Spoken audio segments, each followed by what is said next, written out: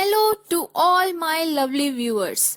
I, Hiteshi, welcome you all to your own channel, Explorer on the Way. So let's get deep into our minds to pull out the best in us. With that said, without any further delay, let's see what we are up to today. इस video में हम करेंगे questions on exponents of real numbers. हम exponents of real numbers के बारे में तो पढ़ चुके हैं, अब हम कुछ क्वेश्चंस देखते हैं इन पे। हमारा फर्स्ट क्वेश्चन है evaluate 11/12 whole raise to power 3। अब यहाँ पे क्या है, हमें इवैल्यूएट करने के लिए बोला जा सकता है या फिर सिंप्लीफाई करने के लिए, दोनों का मीनिंग सेम ही है। आप जितना ज़्यादा उसे सॉल्व कर सकते हैं उतना सॉल्व करिए, या फिर अगर एग्जैक्ट वैल्यू निकाल सकते हैं तो वो निकालिए। तो यहाँ पे क्या है 11/12 होल रेज टू पावर 3। अब यहाँ पे क्या है, हमने एक लॉ पढ़ा था, वो लॉ क्या कहता था, a/b whole raise to power n is equals to a raise to power n by b raise to power n, और इस पे एक कंडीशन थी कि b is not equals to 0।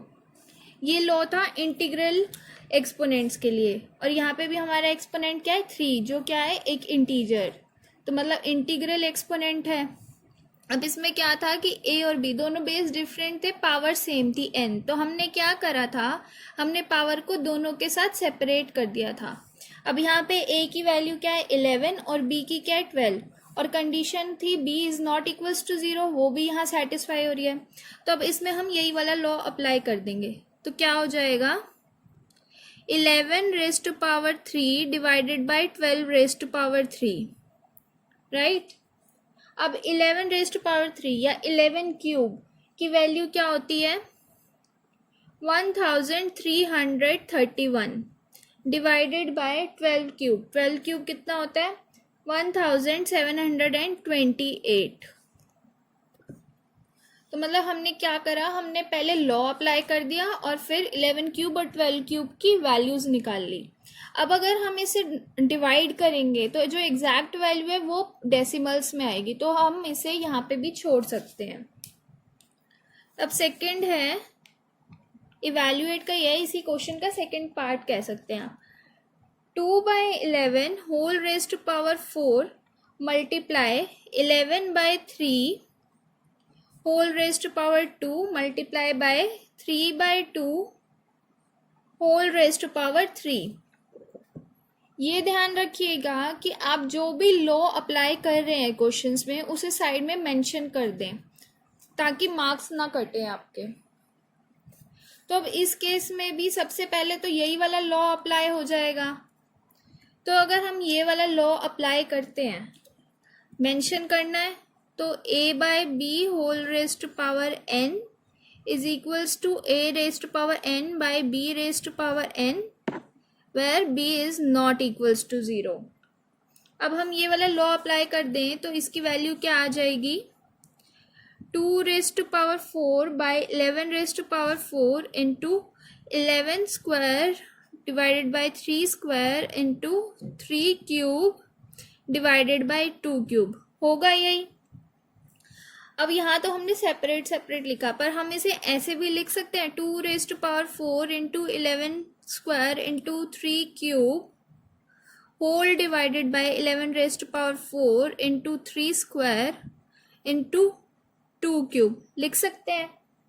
अब यहाँ पे आप नोटिस करिए कि न्यूमरेटर में भी 2 रेज टू पावर समथिंग है और डिनोमिनेटर में भी है, ऐसे ही 11 के भी हैं और 3 के भी हैं। तो अब इसमें हम कौन सा लॉ अप्लाई कर सकते हैं, हमने पढ़ा था a raise to power m divided by a raise to power n is equals to a raise to power m minus n, पढ़ा था। तो इसमें क्या होता है कि बेस सेम है, पावर्स डिफरेंट, और इन दोनों को हम डिवाइड कर रहे हैं, तो क्या होता है पावर्स को हम सब्ट्रैक्ट कर देते हैं। तो हम यहाँ पे भी ऐसे ही करते हैं 2 raise to power 4 divided by 2 cube, तो क्या हो जाएगा 2 रेज टू पावर 4 माइनस 3 हो जाएगा, मल्टीप्लाई बाय, अब 11 वाला ले लेते हैं, बेस 11 तो पावर में 2 और 4 है, तो ये क्या हो जाएगा 2 minus 4 multiply by 3 raise to power 3 minus 2, तो हमारे पास क्या आ जाएगा 2 raise to power 1 multiply by 11 raise to power minus 2, क्योंकि 2 माइनस 4 है, मल्टीप्लाई बाय, यहाँ पे ये ध्यान रखिएगा कि आप 4 माइनस 2 नहीं लिख सकते। अगर 4 माइनस 2 लिखेंगे तो वो डिनोमिनेटर में लिखना पड़ेगा आपको, तब लिख सकते हो। अगर ऐसे न्यूमरेटर में लिख रहे हो तो 2 माइनस 4 ही लिखना पड़ेगा, नहीं तो गलत हो जाएगा question. Multiply by 3 raise to power 1। हमने एक और लॉ पढ़ा था कि a raise to power minus n किसके इक्वल होता है 1 by a raise to power n, पढ़ा था। तो अब ये वाला लॉ हम कहाँ अप्लाई करेंगे 11 रेज टू पावर माइनस 2 में, तो आंसर सेम ही आएगा। फिर अगर आप यहाँ पे 11 रेज टू पावर 4 माइनस 2 लिखते डिनोमिनेटर में, तब जो आंसर आता वही अब भी आएगा। वहाँ पे क्या होता, हमने 4 माइनस 2 करा था, तो एक तरह से ये लॉ हमने वहाँ पे पहले ही अप्लाई कर लिया था। तो ये क्या हो जाएगा 2 multiply by 3 divided by 11 square, तो आंसर क्या हो गया 6 डिवाइडेड बाय 121। ठीक है, अब हमारा नेक्स्ट क्वेश्चन है, if a is equals to 2 and b is equals to 3, then find the value of a raise to power a plus b raise to power b। अब हमें क्या दे रखा है कि a की वैल्यू 2 है और b की वैल्यू 3 है, तो हमें किसकी वैल्यू निकालनी है a raise to power a plus b raise to power b। तो इसमें हम क्या करेंगे, हम सिंपली a और b की वैल्यू सब्स्टिट्यूट कर देंगे, तो हमारे पास क्या आ जाएगा 2 raise to power 2 plus 3 raise to power 3। अब 2 स्क्वायर कितना होता है 4 और 3 क्यूब कितना होता है 27, तो हमारे पास क्या आया 4 प्लस 27 इज इक्वल्स टू 31, तो आंसर हो गया 31। As simple as that. अभी तक तो हमने जितने क्वेश्चंस किए सब में इंटीग्रल कंपोनेंट एक्सपोनेंट्स थे। अब हम कुछ क्वेश्चंस ऐसे भी देख लेते हैं जिसमें रैशनल एक्सपोनेंट्स हों। इवैल्यूएट या simplify each of the following removing radical science and negative indices. अब हमें क्या करना है, हमें इवैल्यूएट करना है, पर क्या कंडीशन रख दी कि जहाँ भी रेडिकल साइंस आए या नेगेटिव इंडिसेस आए वो हमें रिमूव करने हैं। मतलब जहाँ भी रेडिकल साइन क्या होता है ये वाला, और नेगेटिव इंडिसेस मतलब जहाँ भी नेगेटिव पावर आ जाए वो हमें रिमूव करने हैं। तो अब फर्स्ट पार्ट क्या है 64 रेज टू पावर 1/3, यानी क्या लिख सकते हैं हम इसे 64 क्या होता है 4 क्यूब होता है, तो ये हो जाएगा 4 raise to power 3 whole raise to power 1/3 हो जाएगा।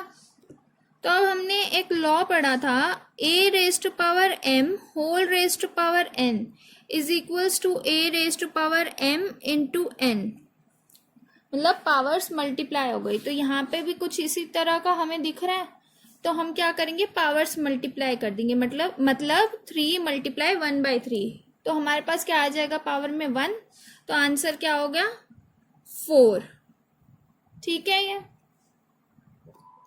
अब हमारे पास सेकंड पार्ट है √4 होल रेज टू पावर -3। अब यहाँ पे रेडिकल साइन भी आ गया और नेगेटिव एक्सपोनेंट भी आ गया, और ये तो हमें रिमूव करने हैं, तो इसे हम कैसे लिख सकते हैं। पहले अगर हम रेडिकल साइन रिमूव करें तो इसे हम कैसे लिख सकते हैं, इसका मतलब क्या है 4 raise to power 1/2 whole raise to power -3। अब नेक्स्ट स्टेप में हम क्या करेंगे, हम ये नेगेटिव पावर को भी हटा देंगे,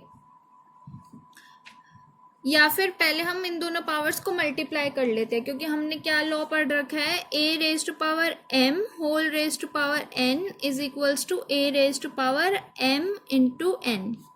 तो पहले हम ये लॉ अप्लाई कर लेते हैं, तो यहाँ पे क्या आ जाएगा हमारे पास 4 raise to power 1/2 multiply by -3, जिसे हम कैसे लिख सकते हैं 4 रेज टू पावर -3/2 लिख सकते हैं।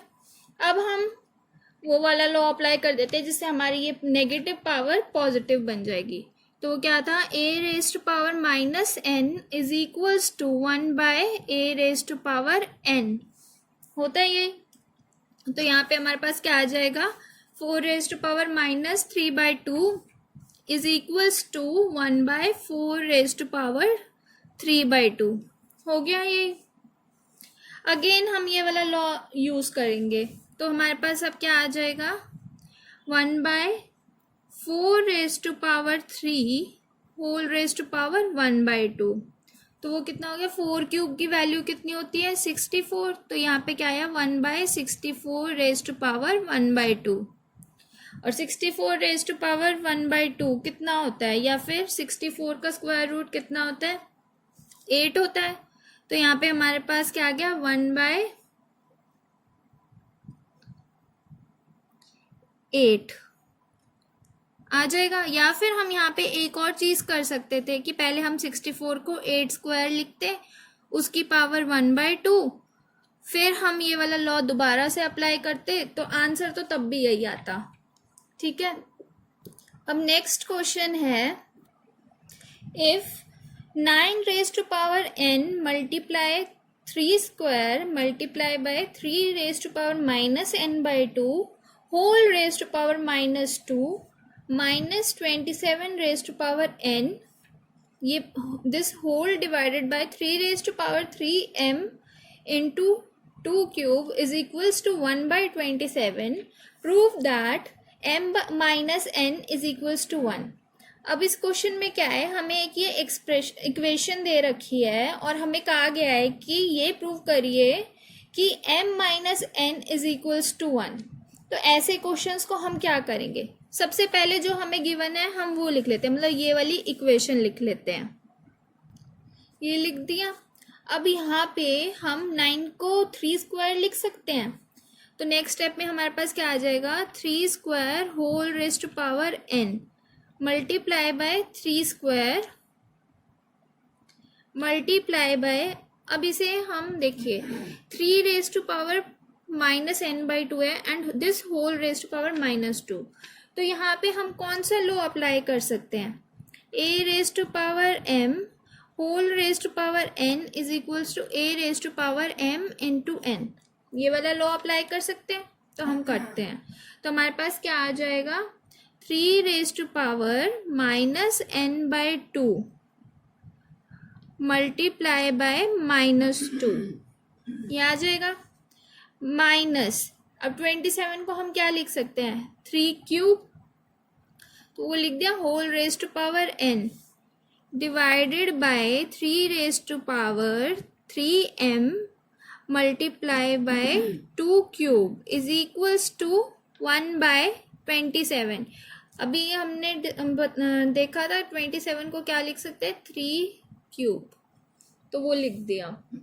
अब नेक्स्ट स्टेप में हम क्या करेंगे, अब यहाँ पे हम फिर से ये वाला लॉ अप्लाई कर देंगे। तो क्या आ गया हमारे पास, 3 raise to power 2n multiply by 3 square multiply by, अब इसमें देखिए जब हम इसे मल्टीप्लाई करेंगे तो 2 से 2 कैंसिल और माइनस मल्टीप्लाई माइनस क्या हो जाएगा, प्लस हो जाएगा। तो एक्सपोनेंट कैसा हो गया, पॉजिटिव, और एक्सपोनेंट में हमारे पास बचा क्या, n। तो यहाँ क्या आ गया, multiply by 3 raise to power n minus 3 raise to power 3n, यहाँ पे भी हमने यही वाला लॉ अप्लाई कर दिया, divided by 3 raise to power 3m multiply by 2 cube is equals to 1/3 cube आएगा यही।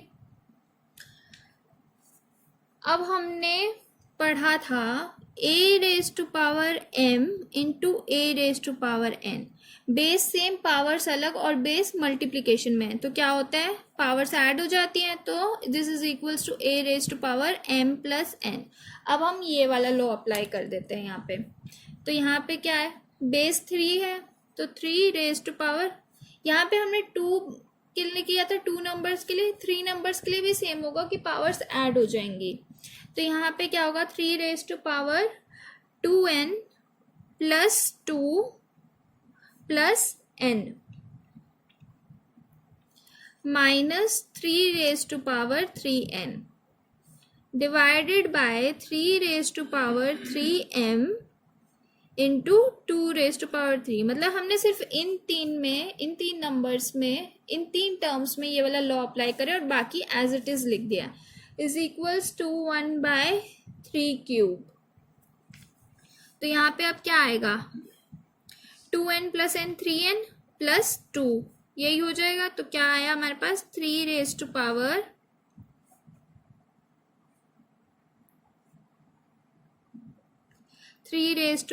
3n plus 2। बाकी सब as it is, minus 3 raise to power 3n divided by 3 raise to power 3m multiplied by 2 cube is equals to 1/3 cube.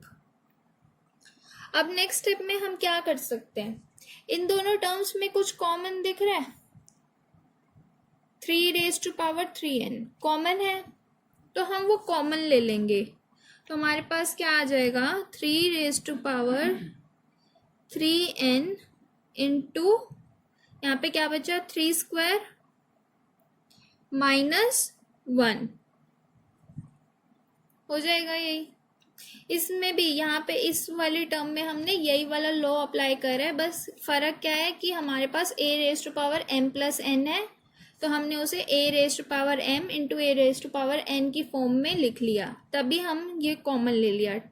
ठीक है, बाकी सब as it is, divided by 3 raise to power 3m into 2 cube is equals to 1/3 cube. तो अब 3 square कितना होता है, 9 minus 1 8। तो हमारे पास यहाँ पे क्या आ जाएगा, 3 raise to power 3n multiplied by 8 divided by 3 raise to power 3m multiplied by 2 cube कितना होता है, वो भी 8 होता है, इज इक्वल्स टू 1/3 क्यूब। अब 8 से तो 8 कैंसिल हो जाएगा ना, 8 से 8 कैंसिल हो जाएगा। तो हमारे पास क्या बचा, 3 raise to power 3n divided by 3 raise to power 3m। मतलब बेस सेम है, पावर्स डिफरेंट है, तो यहाँ पे हम कौन सा लॉ अप्लाई कर सकते हैं, a raise to power m divided by a raise to power n। Base same power different, तो क्या होता था, बेस सेम रहता था, पावर हम सब्ट्रैक्ट कर देते थे, तो क्या आ जाएगा, a raise to power m minus n। तो यहाँ पे हम क्या लिख सकते हैं, 3 raise to power 3n minus 3m। अब यहाँ पे अगेन ध्यान रखिएगा कि 3m माइनस 3n मत लिख दीजिएगा, अगर वो लिखेंगे तो फिर हमें ऐसे लिखना पड़ेगा 1/3 raise to power 3m minus 3n। मतलब हमें वो चीज़ डिनोमिनेटर में लिखनी पड़ेगी फिर, और न्यूमरेटर हमारे पास 1 बच जाएगा, इज इक्वल्स टू। अब इसे हम कैसे लिख सकते हैं, हमारे पास एक और लॉ होता है, a raise to power minus n is equals to 1/a raise to power n। अब हमारे पास कौन सी फॉर्म में है ये number, 1/a raise to power n, तो ये क्या हो जाएगा, a raise to power minus n। तो यहाँ पे क्या आ जाएगा, 3 रेज टू पावर माइनस 3 आ जाएगा। अब बेस सेम है दोनों साइड, और ये दोनों नंबर्स सेम है, इक्वल है। ऐसा कब हो सकता है, जब पावर्स भी सेम होंगी। तो हम क्या करेंगे, ऑन इक्वेटिंग द एक्सपोनेंट,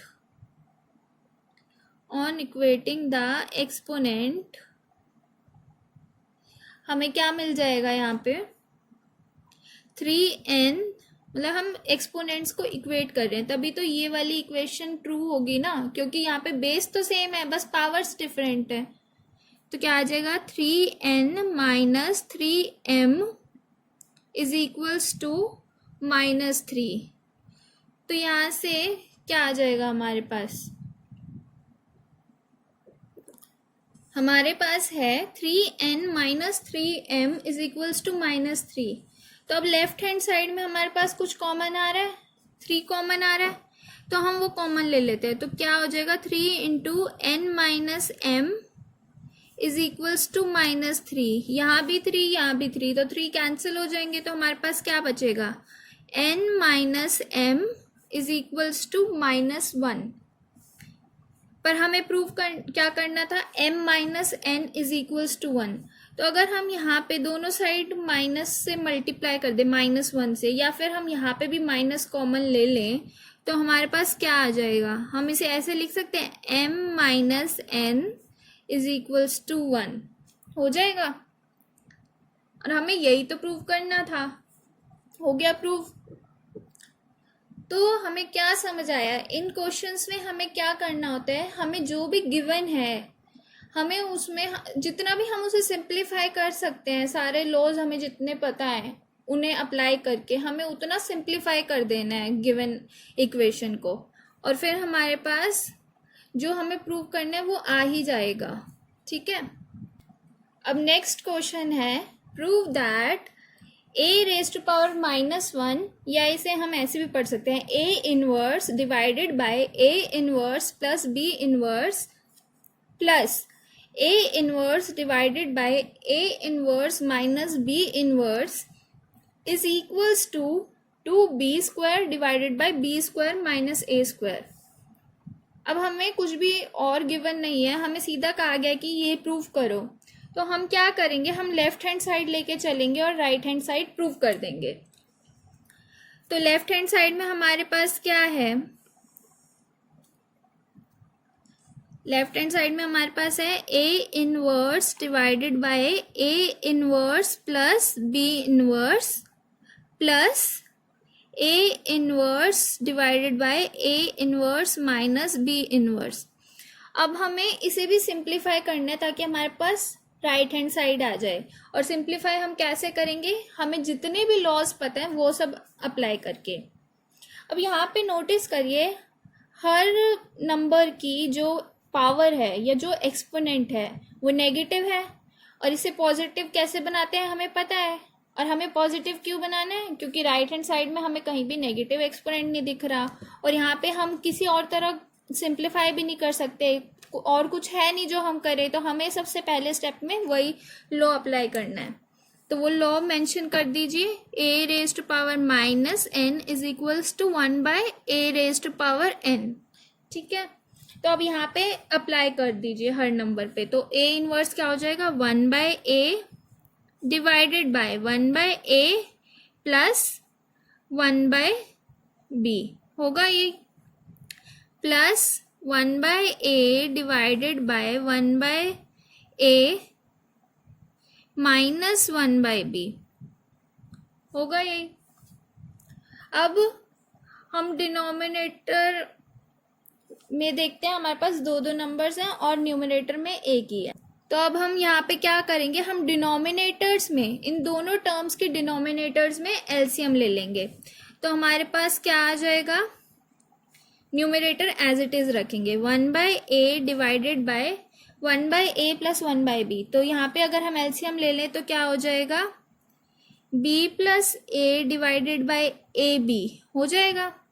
ऐसे ही सेकेंड टर्म में plus 1 by a divided by 1 by a minus 1 by b में जब एलसीएम लेंगे तो क्या आ जाएगा हमारे पास, b minus a divided by A B होगा यही। अब ये जो ए बी है इसे हम ऊपर ले जाएंगे न्यूमरेटर में, तो वो न्यूमरेटर में जाके मल्टीप्लाई हो जाएगा। तो यहाँ पे क्या आएगा हमारे पास, 1 बाय a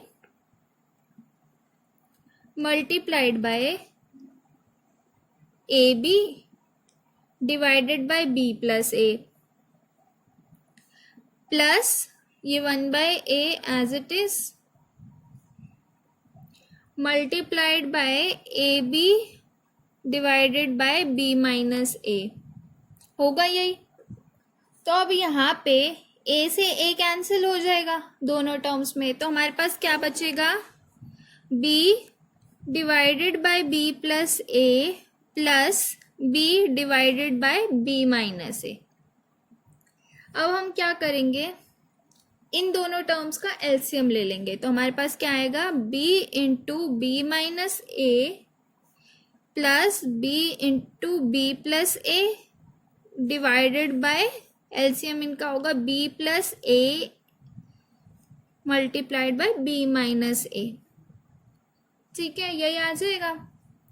अब डिनोमिनेटर में कोई आइडेंटिटी लग रही है? कौन सी आइडेंटिटी लग रही है? a plus B into A minus B is equals to A square minus B square. ये आइडेंटिटी हम लगा सकते हैं। तो अब नेक्स्ट स्टेप में हमारे पास क्या आ जाएगा? डिनोमिनेटर में तो हमारे पास आ जाएगा B square minus A square, और न्यूमरेटर में हम सिंप्लीफाई कर लेते हैं, मतलब ये ब्रैकेट्स हम खोल लेते हैं मल्टीप्लाई करके। तो हमारे पास क्या आया? B square minus B A या ए बी कुछ भी लिख सकते हैं आप, plus B square plus A B या बी ए कुछ भी लिख लीजिए। तो अब यहाँ पे क्या होगा हमारे पास? नेक्स्ट स्टेप में क्या आ जाएगा? ए बी से ए बी कैंसिल, क्योंकि एक नेगेटिव है एक पॉजिटिव। तो हमारे पास क्या बचेगा? B square plus B square, मतलब 2b square divided by B square minus A square. ठीक है, और क्वेश्चन में देखिए राइट हैंड साइड में यही था, 2b square divided by B square minus A square, और हमने भी यही वैल्यू निकाली है। तो मतलब ये राइट हैंड साइड है, तो left hand side is equals to right hand side आ गई। तो हमारा क्वेश्चन हो गया, हमने प्रूव कर दिया जो हमें प्रूव करना था। अब नेक्स्ट क्वेश्चन है, find the value of x if 5 raise to power x minus 3 into 3 raise to power 2x minus 8 is equals to 225। अब इस क्वेश्चन में क्या है, हमें ये दे रखा है और हमें कहा गया है कि x की वैल्यू फाइंड आउट करिए। तो ये हम कैसे करेंगे? सबसे पहले तो जो हमें गिवन है हम वो लिख लेते हैं। 5 raise to power x minus 3 into 3 raise to power 2x minus 8 is equals to 225। अब 225 को हम लिख सकते हैं 25 इंटू 9, तो हम वो लिख लेते हैं। 5 raise to power x minus 3 into 3 raise to power 2x minus 8 is equals to 25 multiply by 9। और हमने 25 मल्टीप्लाई बाय 9 क्यों लिखा है? क्योंकि लेफ्ट हैंड साइड में देखिए 5 और 3 की पावर में हमारे पास नंबर्स हैं, राइट, और हम 225 को, इसलिए हम 225 के ऐसे फैक्टर्स लिख रहे हैं जो 5 और 3 की पावर्स में हो। ठीक है, तो अब हम 25 को क्या लिख सकते हैं? नेक्स्ट स्टेप में लेफ्ट हैंड साइड तो as it is 5 raise to power x minus 3 into 3 raise to power 2x minus 8। अब हम 25 को क्या लिख सकते हैं? 5 स्क्वायर लिख सकते हैं इंटू 9 को 3 स्क्वायर। ठीक है, तो अब लेफ्ट हैंड साइड और राइट हैंड साइड 5 की पावर मल्टीप्लाइड बाय 3 की कोई पावर इसी फॉर्म में है, लेफ्ट हैंड साइड भी और राइट हैंड साइड भी, और बीच में क्या है? इक्वालिटी का साइन। तो ये चीज़ कब ट्रू होगी? जब जो इनकी पावर्स हैं वो सेम होगी, मतलब 5 की पावर जो लेफ्ट हैंड साइड में है वो राइट हैंड साइड में जो 5 की पावर है उसके इक्वल होगी। सिमिलरली लेफ्ट हैंड साइड में 3 की जो पावर है वो राइट हैंड साइड में 3 की जो पावर है उसके इक्वल होगी। तो अब हम क्या करते हैं? इक्वेटिंग द कंपोनेंट एक्सपोनेंट्स, हम एक्सपोनेंट्स को इक्वेट कर देते हैं। इक्वेटिंग द एक्सपोनेंट्स, तो हमारे पास क्या आ जाएगा? यहाँ से 5 की अगर इक्वेट करेंगे तो क्या आएगा? x minus 3 is equals to 2 आएगा। यही ऐसे ही 3 की पावर्स को भी हम इक्वेट करेंगे तो हमारे पास क्या आएगा? 2x minus 8 is equals to 2। अब हम x की वैल्यू निकालते हैं। पहले हम यहाँ से देखते हैं x की वैल्यू क्या आएगी। x minus 3 is equals to 2 है तो x इज इक्वल्स टू 5, और यहाँ पे 2x minus 8 is equals to 2 है तो हमारे पास क्या आ जाएगा? 2x इज इक्वल्स टू 10, तो x इज इक्वल्स टू 5। मतलब दोनों ही केसेस में हमारे पास x की वैल्यू क्या आई? 5। तो हमारे पास कंक्लूजन आ गया, therefore x is equals to 5। x की वैल्यू क्या आ गई? 5। ठीक है। Thank you so much for watching this video. अगर आपको मेरी ये वीडियो पसंद आई हो तो प्लीज लाइक करें, शेयर करें और मेरे चैनल को भी सब्सक्राइब करना ना भूलें, ताकि मैं ऐसे ही आपके लिए नई नई वीडियोस लाती रहूं। एंड प्लीज कमेंट्स में अपना फीडबैक जरूर दें। सी यू नेक्स्ट टाइम।